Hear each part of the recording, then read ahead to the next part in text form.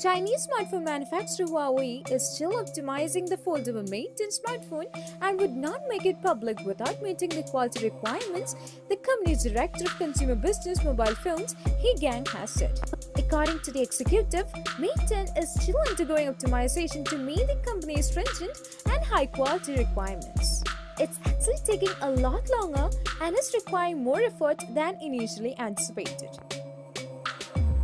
And if it doesn't meet those requirements, we won't put out the phone, Gang was quoted as saying.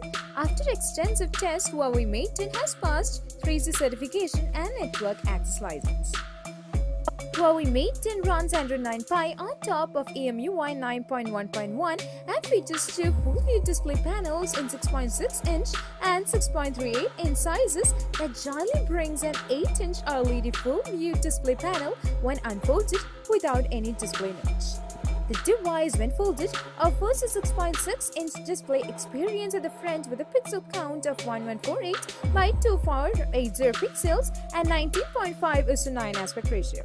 Under the hood, the Huawei Mate 10 has a high silicon Kirin 980 SoC coupled with 8GB RAM. For photos and videos, the Huawei Mate 10 sports a 2-in-1 front and rear camera setup that is powered by the Leica optics. The camera setup includes 3 sensors, including a 40-megapixel sensor wide-angle lens, 16-megapixel ultra-wide-angle lens, and an 8-megapixel sensor telephoto. The Huawei Mate 10 has 512GB of onboard storage that is expandable via microSD card up to 256GB.